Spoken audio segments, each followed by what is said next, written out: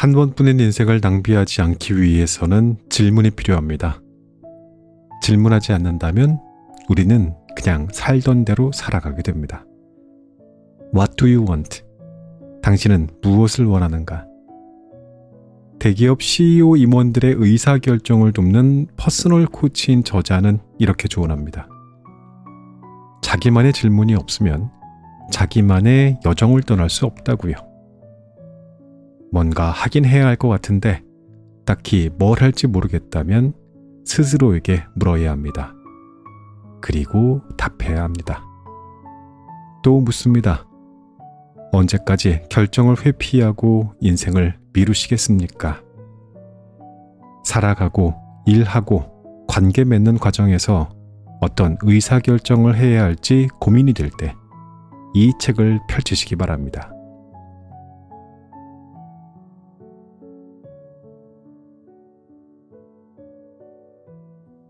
안녕하셨습니까? 무두의 아저씨 책 읽는 자작입니다. 오늘 소개할 책은 What do you want? 지은이 김호, 펴낸 곳은 푸른 숲입니다. What do you want?는 너는 무엇을 원하는가 이지만 실은 이 질문은 스스로에게 향하기 때문에 나는 무엇을 원하는가 라고 해석해야겠습니다. 당신은 무엇을 원하는가? 이 간단해 보이지만 깊은 질문에서 출발한 이 책은 우리가 일상에서 마주하는 수많은 결정들 속에서 진정으로 원하는 바를 찾도록 돕습니다. 저자는 질문을 통해서 삶의 방향을 잡지 않는다면 결국 우리는 남들이 정해준 길을 따라가며 살아가게 된다고 말하고 있습니다. 이 책은 14가지의 파워풀한 질문을 통해서 독자들이 자신만의 답을 찾아갈 수 있도록 설계되었습니다. 각 장에서는 일, 관계, 자아실현 등 다양한 측면에서 우리가 직면하는 고민들에 대해 깊이 있게 다룹니다. 또한 실패의 두려움, 전문성의 부재, 리더십의 고민 등 현대인들이 흔히 겪는 문제에 대해서도 실질적인 조언을 전해주고 있어요. 진정한 변화는 자발적일 때에만 가능하다고 강조합니다. 옳은 답을 위해서는 옳은 질문이 먼저라는 것을 우리는 잘 알고 있습니다. 옳은 질문을 한다는 거 그거 쉽지 않습니다. 사실 귀찮기도 하고요. 생각하고 싶지 않지요. 스스로에게 질문하는 것이 어색하기도 합니다. 내가 뭘 원하는지가 뭐가 중요해? 그런 질문 안 해도 먹고 살기 바빠 죽겠는데. 저자는 말합니다. 어쩌면 우리 모두가 필요로 하는 것은 진실된 질문을 던지고 그에 대한 답을 스스로 찾아가는 과정이 인생인지 모르겠다고요. 바쁜 거 이해하는데 그래도 우리는 우리 스스로에게 이 질문을 멈춰서는 안 된다고 합니다. 당신은 무엇을 원하십니까? 당신이 대체 원하는 것은 무엇입니까?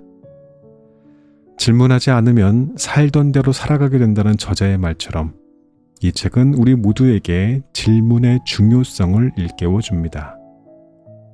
더 나은 선택을 위한 고민과 해답을 찾고자 하는 모든 이들에게 이 책을 권합니다. 당신의 삶을 진정으로 변화시킬 수 있는 질문들이 여기 있거든요. 그럼 지금부터 자작나무 질문의 숲길을 같이 걷겠습니다. 오늘도 끝까지 함께 해주십시오.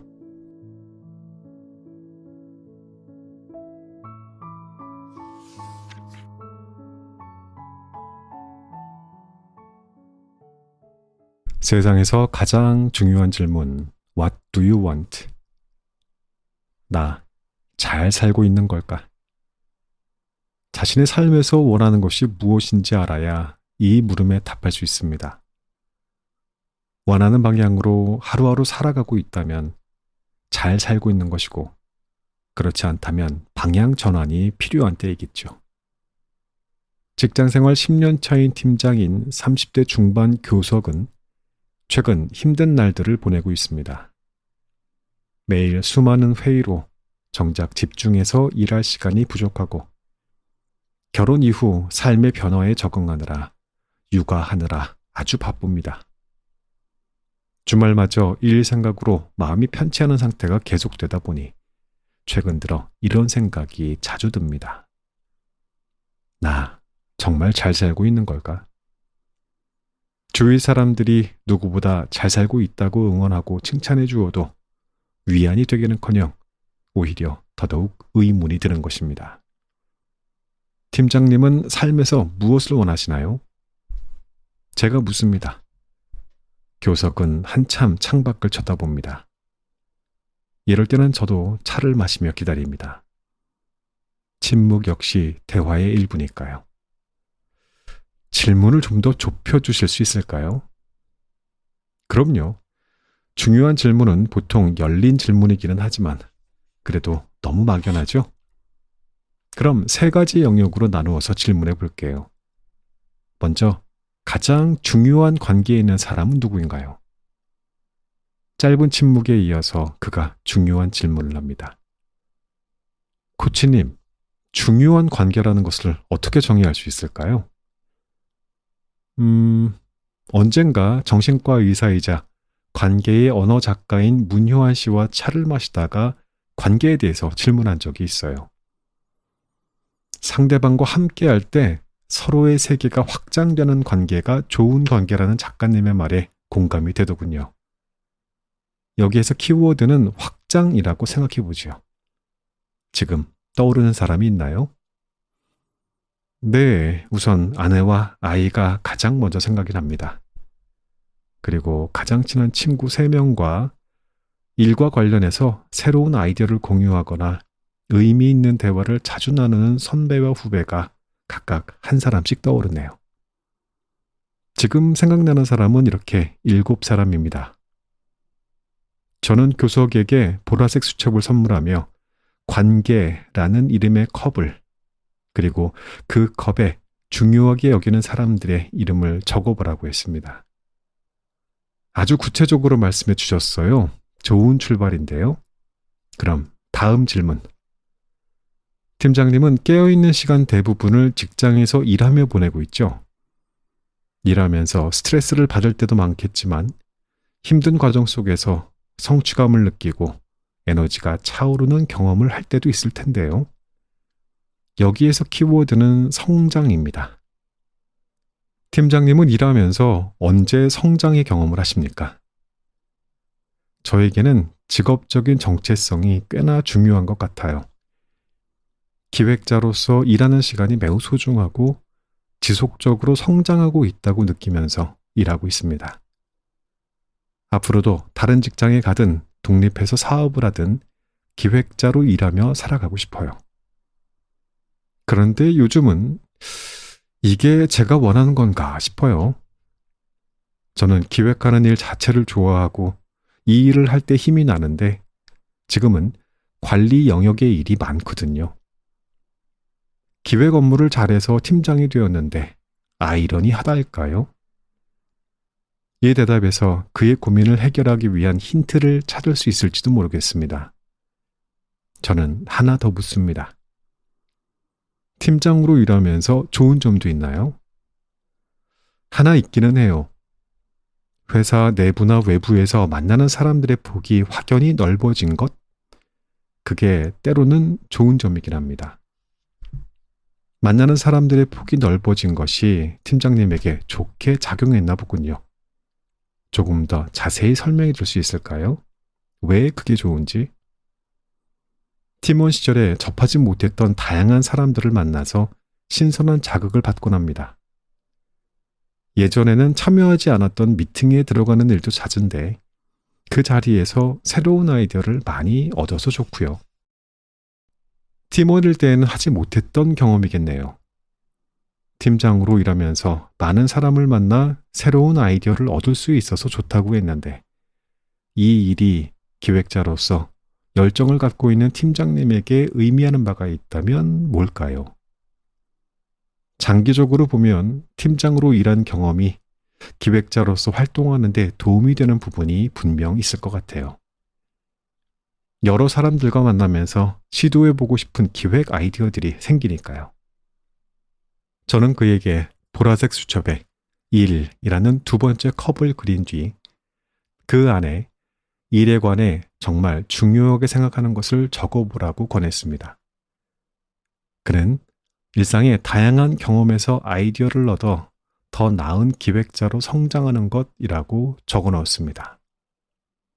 이제 세 번째 영역으로 넘어갑니다. 지금까지 관계와 일에서 팀장님이 무엇을 중요하게 생각하는지 알아봤습니다. 마지막으로 팀장님 개인의 삶에서 중요한 것은 무엇일까요? 여기에서 중요한 키워드는 솔로입니다. 이미 결혼을 했으니 솔로가 아니라고 생각할지 모르겠지만 제가 말하는 개인의 삶이란 결혼이나 연애 여부와 상관이 없이 다른 사람과 함께하기보다는 혼자만의 시간에 하고 싶은 것, 즉 자기 안에 욕망이 가는 것입니다. 교석은 숨을 깊이 들이쉬고는 말을 이어갑니다. 저의 삶을 지탱해 주는 건 바로 달리기예요. 운동할 시간이 많지 않아서 언제 어디서든 맨몸으로 바로 할 수 있는 달리기를 시작했거든요. 하면 할수록 점점 삶이 변화하는 것을 느낍니다. 그러고는 수첩에 세 번째 컵 개인을 그린 뒤 그 안에 나의 삶을 지탱해주는 달리기라고 적었습니다.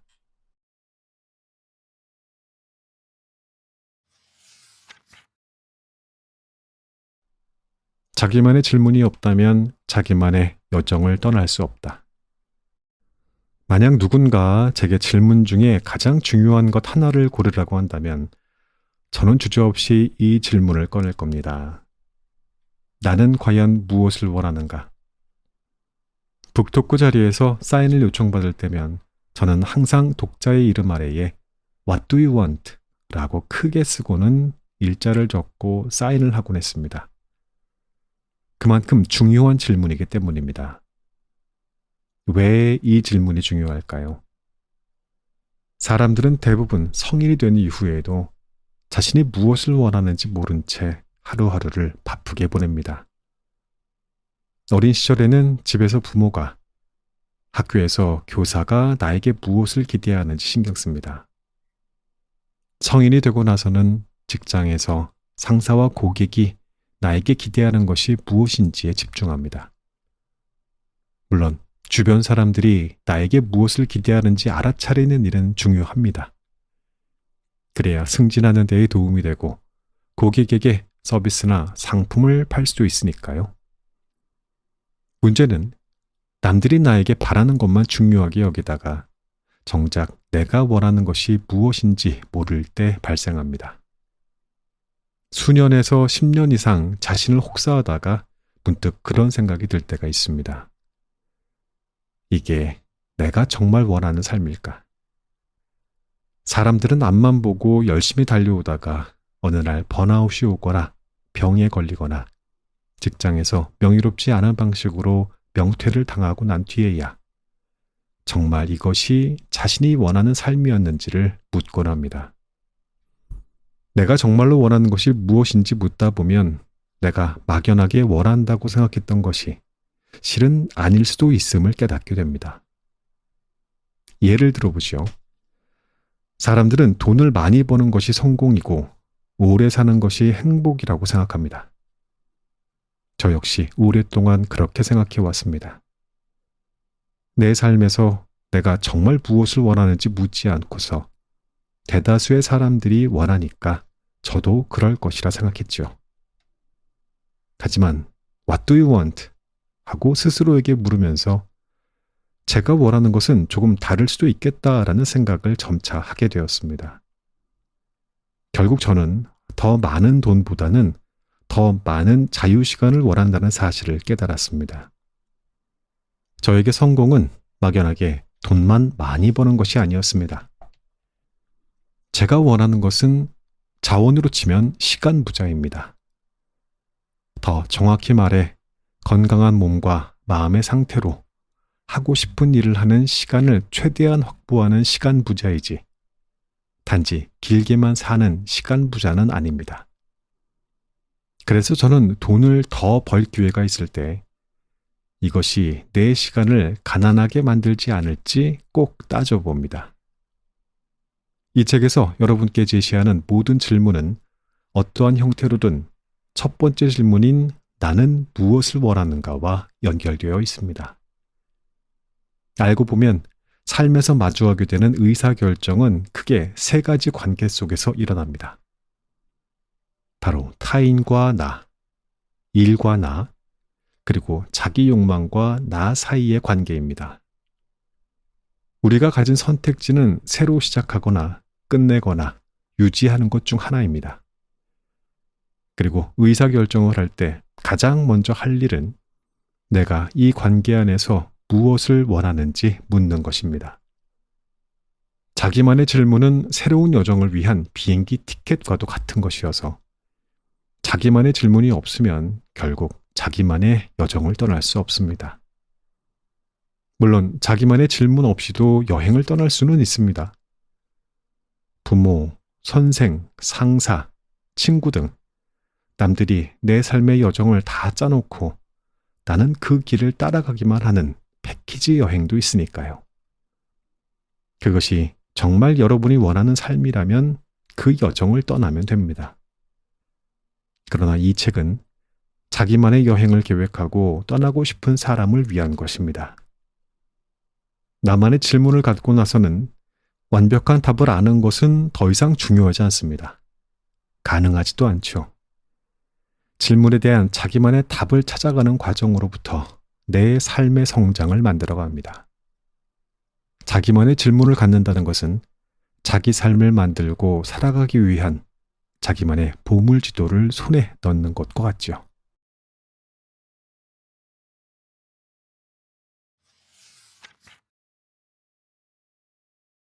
통장에 매일 24만 원이 꽂힌다면, 자, 이렇게 생각해 보죠. 매일 밤 12시면 누군가 나에게 24만 원씩 꼬박꼬박 입금합니다. 규칙은 이렇습니다. 1. 매 시간 1만 원씩 어떤 주식이든 사야 한다. 2. 같은 종목에 반복해서 투자할 수 있다. 3. 단 1시간에 1만 원씩을 투자할 수 있으며 1시간이 지나면 1만 원은 소진된다. 즉, 하루가 지나면 24만 원이 모두 소진된다. 4. 받은 돈은 모아놓을 수 없다. 5. 자정에 다시 24만 원이 입금되면 매 시간 1만 원씩 투자를 반복한다. 이 게임이 낯설게 느껴진다면 다시 생각해 보시기 바랍니다. 이것은 우리가 매일 현실 속에서 반복하고 있는 게임이거든요. 다만 주식에 작은 따옴표를 넣은 것은 우리가 알고 있는 그 주식이 아니기 때문입니다. 예를 들어 볼까요? 제가 이 글을 쓰고 있는 시간은 오전 7시 34분입니다. 저는 지금 글쓰기라는 종목에 주어진 1만 원 1시간을 투자하고 있습니다. 이번 주말에는 최소한 6만 원 6시간을 글쓰기 종목에 투자하려고 합니다. 한편 저는 매일 8만 원 8시간씩 잠자기 종목에 투자하고 매주 월요일과 금요일에는 상당 금액을 목공이라는 종목에 투자합니다. 얼마 전에는 리더십 관련 교육을 받기 위해서 30만 원 30시간을 투자했는데 미국 캘리포니아에서 열린 세미나였기 때문에 오가는 시간까지 합치면 60만 원 60시간 가까이 투자한 셈입니다. 시간은 저축할 수 없다. 우리가 가진 자본에는 몇 가지 유형이 있습니다. 우선 돈이라는 자본과 시간이라는 자본을 살펴보겠습니다. 가장 큰 차이는 돈을 저축할 수는 있지만 시간은 저축이 불가능하다는 점입니다. 돈은 한 번에 뭉치로 벌 수도 있고 쓸 수도 있지만 시간은 몰아서 벌거나 쓰는 것이 불가능합니다. 말하자면 매 시간이 1만 원, 매일이 24만 원이고 그 시간이 지나가면 없어지게 됩니다. 시간이라는 자본을 좋은 종목에 투자하면 후에 돈이라는 자본으로 되돌려받을 수 있습니다. 예를 들어 어떠한 기술을 배우기 위해 시간을 투자했다고 칩시다. 시간은 이미 새로운 일을 배우는 데에 다 써버렸지만 그때 익힌 기술로 돈을 번다면 이는 시간 자본을 투자하여 돈이라는 자본으로 돌려받는 경우입니다. 이렇듯 주식 투자를 하는 사람들이 매일 주가 곡선을 체크하듯 하루를 충실히 보낸 사람들은 내가 시간을 어디에 투자하고 있는가를 의도적으로 확인하고 조정하면서 살아갑니다. 그러나 어떠한 사람들은 매일 24만 원씩 주어지는 시간이라는 자본을 그다지 원치 않는 곳에 자동 투자합니다. 자신의 주가 곡선을 오랫동안 살피지 않은 채 말이지요. 그러고는 나이가 들거나 병에 걸리고 나서야 그동안 시간을 어디에 써왔는지 돌아보게 됩니다. 과연 나는 내가 원하는 투자를 해온 걸까? 그제야 돈과 달리 시간은 빌릴 수도 몰아서 쓸 수도 없음을 깨닫고 후회하지요. 시간 투자자의 법칙. 주식에도 테마가 있듯이 시간이라는 자본을 투자하는 데에도 테마가 있습니다. 크게 세 가지로 얘기할 수 있습니다. 첫째, 타인과의 관계 테마입니다. 우정, 사랑, 네트워킹 등 대상마다 다양한 종목이 있습니다. 어떠한 사람은 서로 존중감을 주고받을 수 있는 관계를 만들기 위해 시간을 투자하는가 하면 어떤 사람은 그날 시간이 있어 라는 말에 대뜸 응 이라고 말하고는 원치도 않는 자리에 나아가서 시간을 낭비합니다. 이처럼 자기가 무엇을 원하는지 모르면, 즉 자신에게 주어진 시간을 무엇으로 채울지 모르면 다른 사람의 요청에 별다른 기준이 없이 자신의 시간을 내어주면서 시간을 흘려보내고 맙니다. 둘째, 일과의 관계라는 테마입니다. 일에서도 성장이라는 테마에 시간 자본을 투자하는 사람이 있는가 하면 회사에서 주어진 일을 수동적으로 하는 것에 시간을 보내는 사람도 있습니다. 어떠한 사람은 관심이 있는 일을 찾아 퇴근 후나 주말에도 자기만의 기술과 능력을 발전시켜 나가는 일에 시간을 투자하지만 어떠한 사람은 현재 직장과 직책에 안주하며 자신만의 기술을 발전시키는 종목에는 전혀 투자하지 않습니다. 성장 테마의 주식은 자신이 좋아하는 일을 통해서 다른 사람에게 도움과 가치를 주어 의미를 만들어내고 그로 인해 돈이라는 자원을 벌어다 줍니다. 이 돈을 재투자해 자기가 좋아하는 분야에서 더 성장하고 더 높은 가치를 만들어내는 선순환을 만들어낼 수 있습니다. 셋째, 자기 욕망과의 관계라는 테마입니다. 독립적인 존재로서 신체적, 정신적인 건강과 즐거움을 위한 다양한 종목들이 있고 시간 자본을 투자하는 욕망 대상은 사람마다 다릅니다. 어떤 사람은 운동에, 어떤 사람은 안정을 취하기 위해 휴식이나 명상 등 정신적인 활동에 투자합니다. 또 어떤 사람은 즐거움을 얻기 위해 음악, 요리, 목공, 그림 등 자기만의 놀이라는 종목에 투자합니다. 이러한 개인의 삶에 대한 투자는 인간관계나 일에서 겪을 수 있는 번아웃을 예방하거나 극복할 수 있도록 돕습니다. 이러한 활동에서 매일 반복되는 일상을 성장시키고 변화시킬 새로운 아이디어를 얻을 때도 있지요. 혼자만의 시간 속에서 자신을 돌아보고 미래를 그려볼 수 있는 정신적인 여유가 생겨나기 때문입니다. 물론 돈과 마찬가지로 시간이라는 자본도 각자가 원하는 곳에 투자할 수 있습니다. 어디에 투자할 것인가를 놓고 왈가왈부할 필요도 없습니다.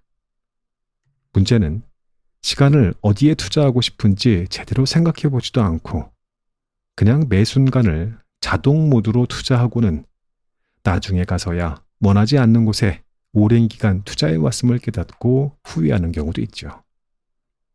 한번 시도해보고 싶은 자기만의 프로젝트가 있는데 직장을 떠나서 해야 할지 말아야 할지 고민하는 경우가 있습니다.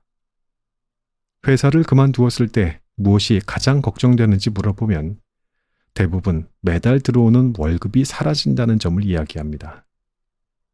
더 이상 월급이 들어오지 않으니 그동안 저축해 놓은 돈을 계속 꺼내 써야 한다는 게 부담된다는 겁니다. 저 역시 직장을 떠날 때 똑같은 생각을 했습니다. 먹고 살아야 하기 때문에 이러한 걱정은 당연히 필요하죠. 하지만 돈이라는 자본만 고려해서는 안 됩니다. 만약 지금 직장에서 하는 일이 내가 하고 싶은 일과는 그다지 상관이 없고 일하면서 성장이라고는 할 수 없는 환경이라면 더더군다나 시간이라는 자본을 꼭 생각해야 합니다. 회사에 다니는 동안 돈은 어느 정도 쌓였겠지만 중요한 시도를 할 수 있는 시간 자본은 계속 잠식당하고 있기 때문입니다. 물론 직장에 다니면서 새로운 시도를 할 수 있다면 가장 좋겠지요. 중요한 것은 내가 시간 자본을 까먹고 있는 것은 아닌지, 돈과 시간 자본 중 어느 것이 지금 상황에서 더 중요한지 생각해 봐야 한다는 것입니다. 지금 잘 투자한 시간 자본은 미래에 더 큰 돈을 벌어다 줄 뿐만 아니라 그로 인해 원하는 종목에 더 투자할 여력까지 만들어줄 수 있습니다. 지금 이 시간에도 시간은 우리의 투자 결정을 기다리고 있습니다. 돈이라면 절대 허투루 투자하지 않을 종목에 시간이라는 자본을 매일 흘려버리고 있지는 않은지요.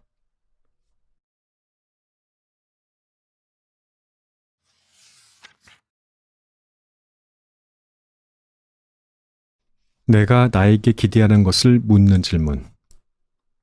하루 24시간 중 우리는 상당 시간을 별 생각 없이 보냅니다. 과학적으로 볼 때 이득이 있기 때문입니다. 뇌는 되도록 최소한의 인지적인 노력을 통해 에너지를 절약하려고 합니다. 마치 우리가 굳은 결심이 있어 계단을 걷지 않는 한 되도록 엘리베이터를 이용해서 몸의 에너지를 아끼려는 것과 같지요. 그러한 점에서 보면 인간은 생각하는 동물이기는 하지만 꼭 생각을 좋아하는 동물은 아닙니다. 의도적으로 노력하지 않으면 뇌는 자동 모드로 움직이게 됩니다. 의도나 생각이 없이 하루를 보내기란 정말 쉽지요.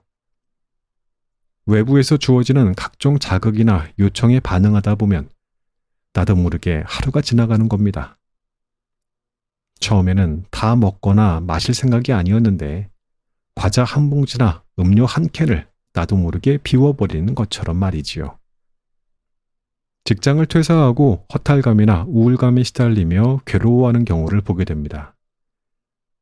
이를 과학적으로 이해해보죠. 오랜 시간을 자동 모드로 직장에서 주어지는 각종 자극, 예를 들면 회의, 회식, 이메일, 각종 요청 등에 반응하면서 정신없이 살았는데 직장을 떠나자 그러한 자극들이 갑자기 사라지고 반응할 대상이 없을 뿐만 아니라 스스로 자신이 원하는 삶의 자극을 만들어낼 능력이 줄어들었기 때문은 아닐까요? 자기 자신이 원하는 삶이나 일의 의도를 갖고 하루를 시작하기보다 바쁘게 주어지는 환경에 반응하는 것으로 하루를 모두 채우다 보면 하루 1년, 심지어 10년이 그냥 흘러갑니다. 정신없이 살았는데 내가 뭐 때문에 이러고 있는지 허탈감이 찾아오기 마련입니다. 우리는 학교에서는 성적과 전공 등으로, 직장에서는 부서와 직책으로 자신이 갖고 있는 고유함을 모른 채 남들이 규정한 기준으로 자신을 바라보며 오랜 기간을 살아왔는지 모릅니다. 내가 무엇을 좋아하는지 모르겠다는 것은 그만큼 스스로에게 중요한 질문을 하지 않은 채 오래 살아왔다는 것을 뜻합니다. What do you want? 남이 나에게, 내가 남에게 바라는 것이 아닌 내가 나에게 기대하는 것이 무엇인지를 묻는 중요한 질문 말입니다.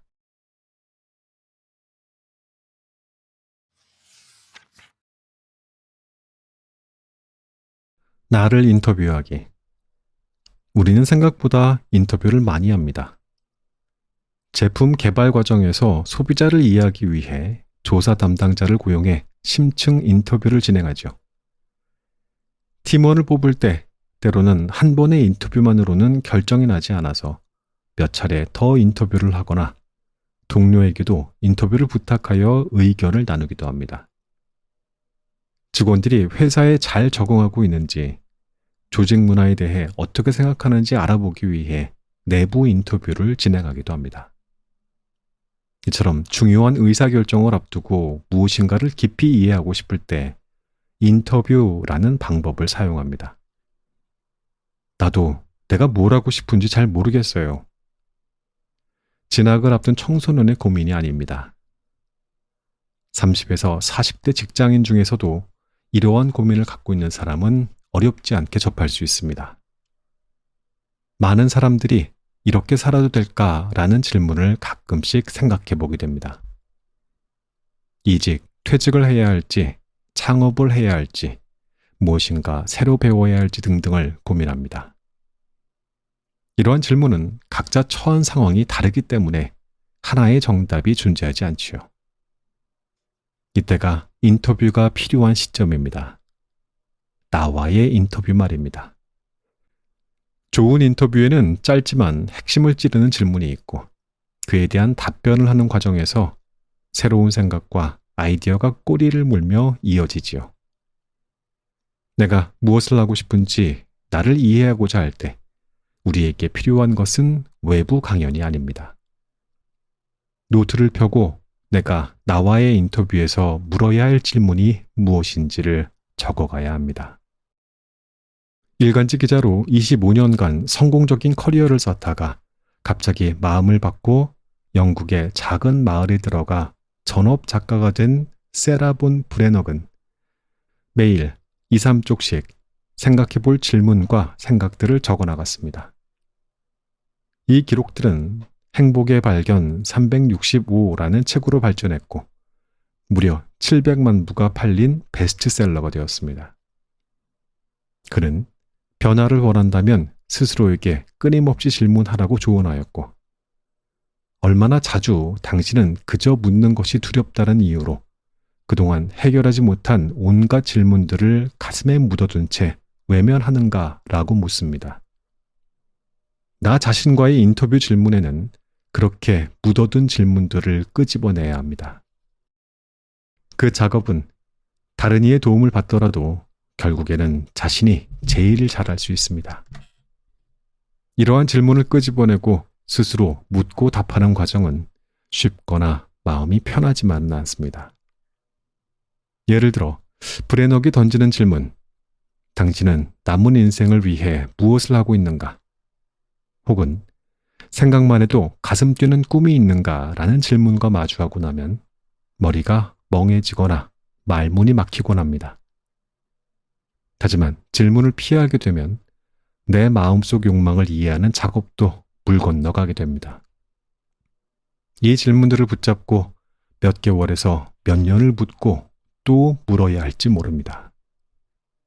시장에서 몇 년 판매할 제품을 위해서도 수많은 인터뷰를 하는데 평생 안고 살아가야 할 내 삶을 위해 어떻게 한두 번의 인터뷰로 답을 얻을 수 있겠습니까? 고민도 많이 하고 노력하는데 잘 찾아지지 않아요. 혹시 강연이나 책 등 외부에서만 답을 구하려고 하지 않습니까?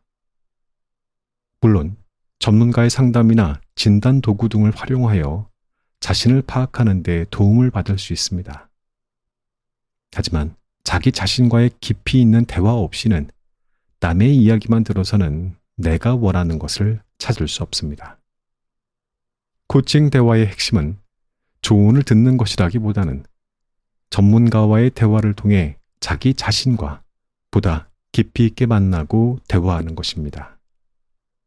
제가 What do you want? 라는 질문을 통해 하루하루 원하는 곳에 시간과 에너지를 쓰고 있는지 스스로에게 물어보는 이유도 지속적으로 제가 만들어가고 싶은 삶을 찾기 위한 것입니다.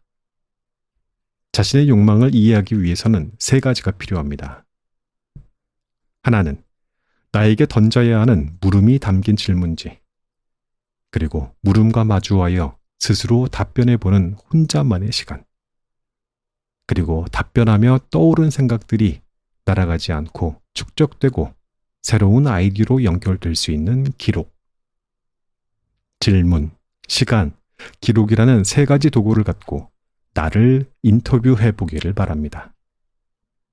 나를 위한 인터뷰 질문지 만들기 좋은 때가 언제냐고요? 투자와 똑같습니다. 오늘이 제일 좋을 때입니다. 내일보다 더 좋은 때가 오늘이고 지금이에요. 바로 지금 여기에서 말입니다.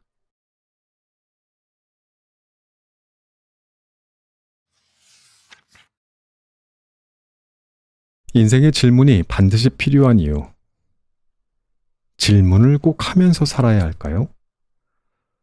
내가 원하는 것을 잘 모르겠다는 30대 초반 현아의 이야기를 접하면서 40대 혹은 50대 독자분들 중에서도 여전히 현아처럼 느끼는 분들이 있을 것 같습니다. 내가 다른 사람들보다 더 늦은 건 아닐까? 아니, 돌이킬 수 없을 만큼 늦은 것은 아닐까? 하고 초조한 마음이 들 수도 있습니다. 하지만 이건 저 스스로에게도 하는 말이지만 남과 비교하기보다는 어제의 나와 비교해서 오늘부터라도 더 나은 현재와 미래를 만들어가면 됩니다. 후회만 하면서 어제와 똑같은 오늘을 만들기보다는 말이지요. 사람은 누구나 자기만의 사전을 만들어야 하는 시점이 옵니다. 물론 그 시점을 지나서 만드는 사람도 있고 영영 만들지 않는 사람도 있을 것입니다.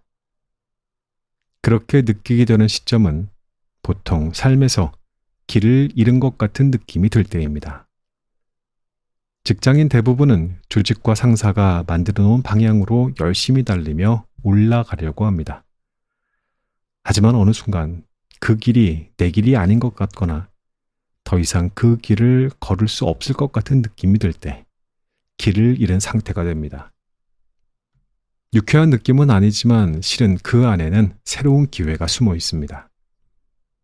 바로 그동안 자신에게 묻지 않던 질문을 던지고 답하는 과정을 통해서 자기만의 사전을 만들 기회를 말이지요. 그런데 자기가 만든 사전이라니 그게 무슨 뜻일까요? 예를 들어보지요. 여러분이 한 주를 시작하는 요일은 언제인가요? 얼마 전 한 그룹을 대상으로 설문을 해봤습니다. 절대 다수가 월요일을 꼽았습니다.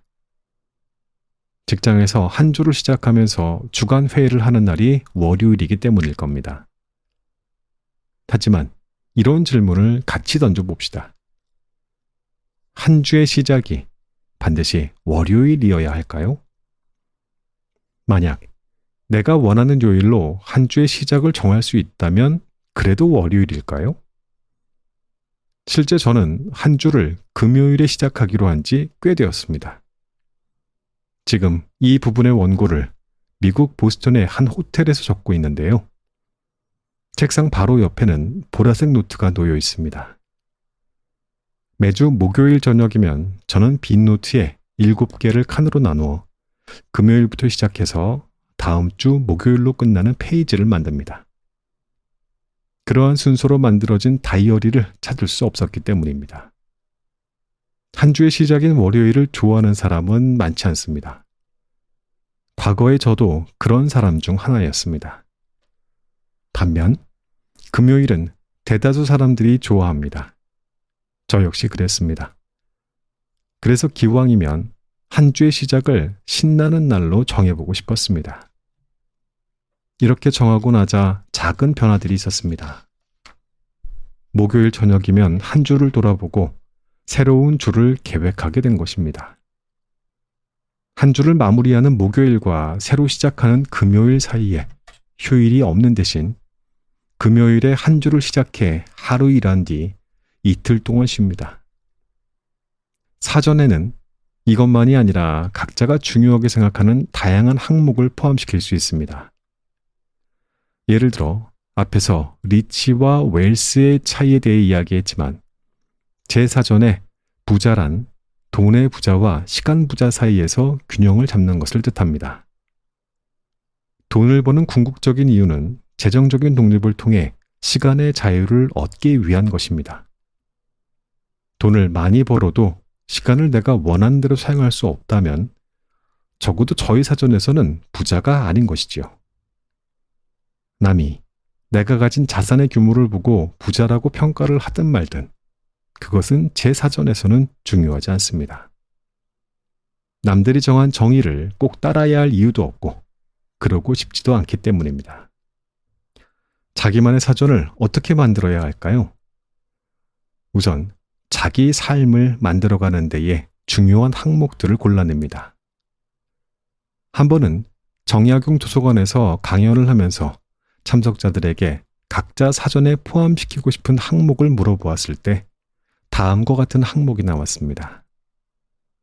성장, 건강, 가족, 배려, 놀이, 가능성, 교양, 행복, 반려자 찾기, 아이들, 발견, 도움, 재미 등등. 그 다음 단계가 중요한데요. 바로 스스로에게 질문을 던지는 단계입니다. 각각의 항목이 자기 삶에 어떠한 의미를 갖고 있는지, 왜 중요하며 무엇을 원하는지, 지금까지 그 항목과 관련된 최고의 경험은 무엇이었는지, 앞으로 삶에서 어떠한 경험을 만들어가고 싶은지를 자신의 경험과 상황 속에서 돌아보며 자기만의 생각을 구체적으로 정리해 나갑니다. 사전 속의 정의는 조금씩 변화하고 발전해 갑니다. 의사결정을 잘한다는 것의 의미가 무엇일까요? 단지 결과가 좋은 것을 뜻할까요? 결정을 잘한다는 것은 그 결정에서 자신이 원하는 것이 무엇인지에 대해 나름의 답을 갖는 것을 뜻합니다. 자신이 원하는 것이 무엇인지도 모른 채 기준도 없이 결정을 하게 되면 후속 상황에 따른 후회만 남을 수 있습니다. 하지만 우리가 때때로 놓치는 정말 중요한 것이 있습니다.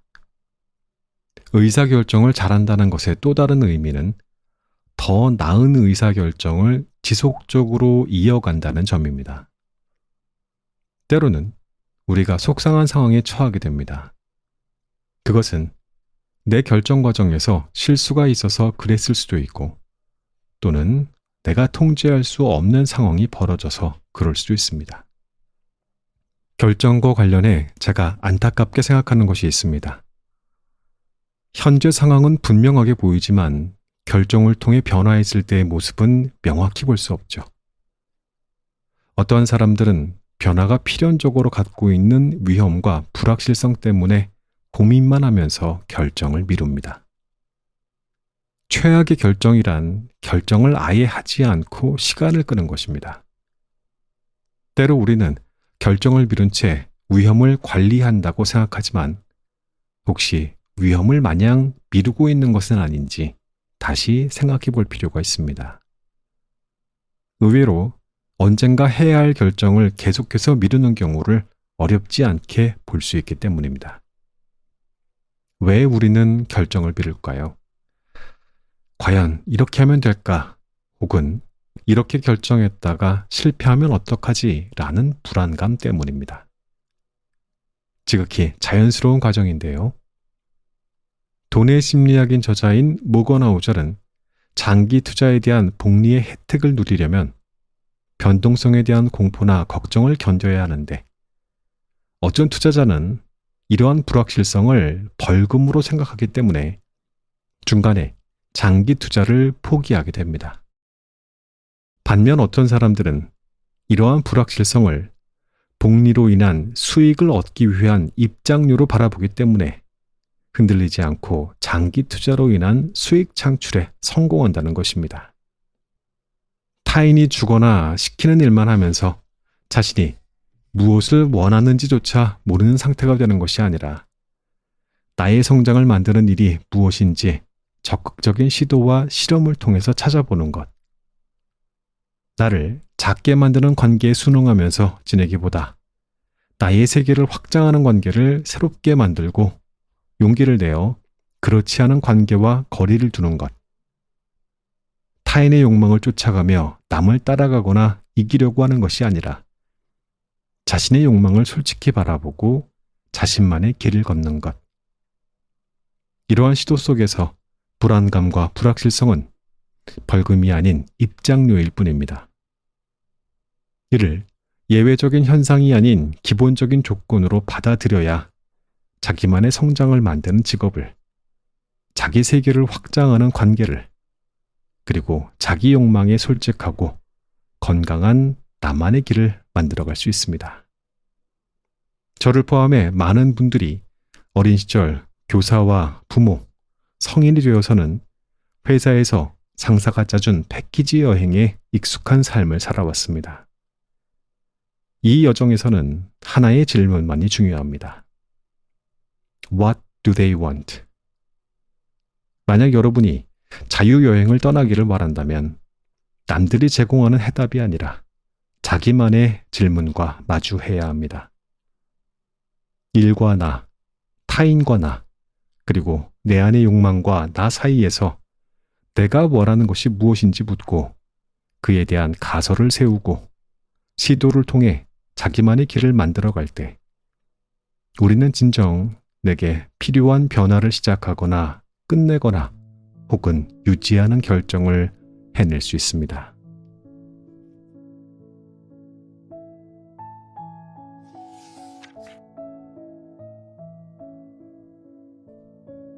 이 책의 낭독은 여기까지 하겠습니다. 너는 무엇을 원하는가는 자기 성찰을 유도하는 질문들로 구성이 되어 있습니다. 특히 내 안의 욕구에 대한 탐구, 탐색이 주를 이루고 있어요. 내가 뭘 원하는지 모르는 사람도 있나 하시겠지만 생각보다 우리는 우리 안의 욕망에 대해서 무지하거나 무시하며 살아가고 있다는 생각이 드셨을 겁니다. 일단은 알아야 합니다. 그래야 내 삶을 내가 살 수 있습니다.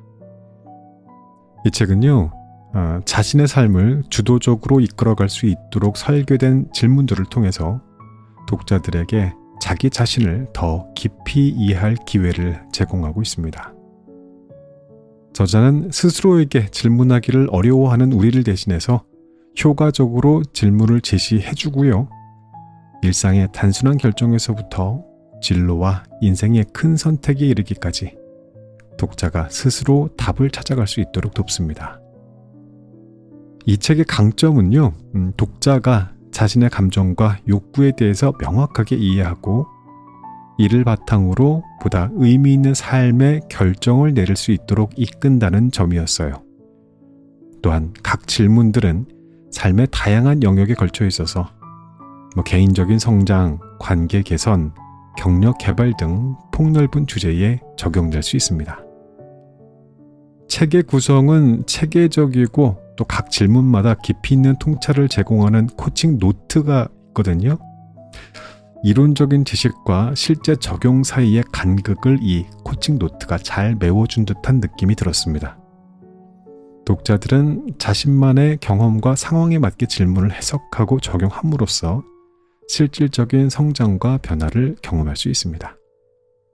그러나 이 책의 접근 방식이 모든 독자에게 완벽하게 맞는 것은 아닐지도 몰라요.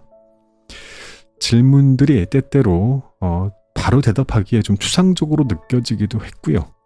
또 노트에 답변을 바로 적기에 적지 않은 시간이 소요되기도 했습니다.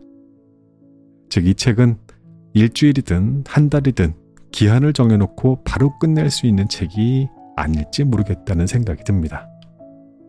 저자도 그걸 잘 알고 있습니다. 이 질문은 지금 끝낼 것이 아니라고요. 평생을 거쳐서 되풀이해야 하는 질문이라고. 그러나 시작조차 하지 않으면 죽는 날까지 나는 내 인생을 살지 못할 거라고 말합니다. 그러니 우리는 바로 지금 이 자리에서 질문을 시작해야겠습니다. 질문하지 않고 그냥 되는 대로 계속 살 것인지, 아니면 질문하는 태도로 내 인생을 내가 다시 되찾아올 것인지, 이제 나무님들께 다시 여쭙습니다. What do you want? 나무님들이 인생에서 진정으로 원하는 것은 무엇입니까?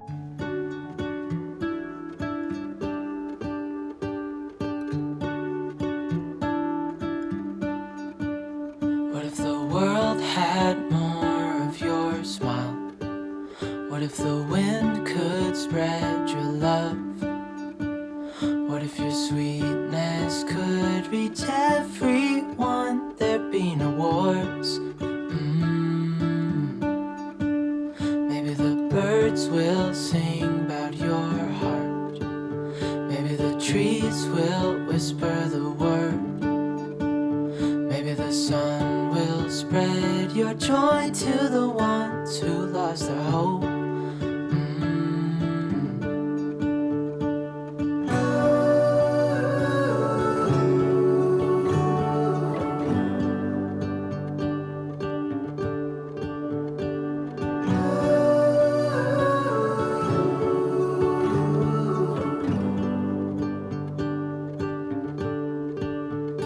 You fill my head with roses. I can't help but dream away. Standing on a field with you and flowers everywhere.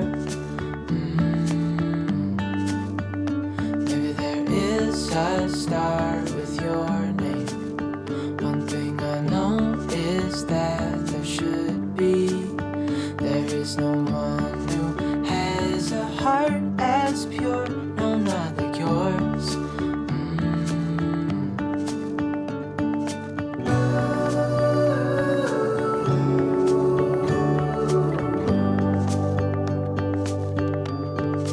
Dreaming of you.